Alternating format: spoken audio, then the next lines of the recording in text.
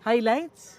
Highlights po sa life ko is family. Yeah. Very supportive kasi yung family ko in everything that I do. Mm. And sa career ko, highlight din siya kasi it's something na hindi ko po in-expect na magagawa ko in my Mm. life. Wow. IT po kasi ako ngayon. So, hindi naman yun yung course ko, pero yun yung tinahak kong career nung Mhm. nag-start na ako mag-work. And so far, I'm enjoying it. So, hopefully, makontinue ko po siya in the future. Okay, your Yan lang po. lowlights? Lowlights, relationship siguro. I'm Mhm. single Mhm. since birth and never had a boyfriend.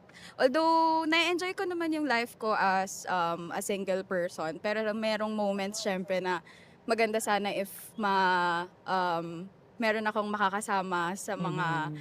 struggles in life, Mhm. ganon. So, yun lang naman po. Wala naman masyadong Ayan, lowlights. thank you. Okay, highlight? For me, highlights po is yung family din po, yung mga relationships sa hindi lang ano po, sa family, gano'n, sa friends. Mhm. And then ano po, yung sa akin kasi mahilig akong mag-travel, so exploring the Oh. world. And Mhm. then, yun po.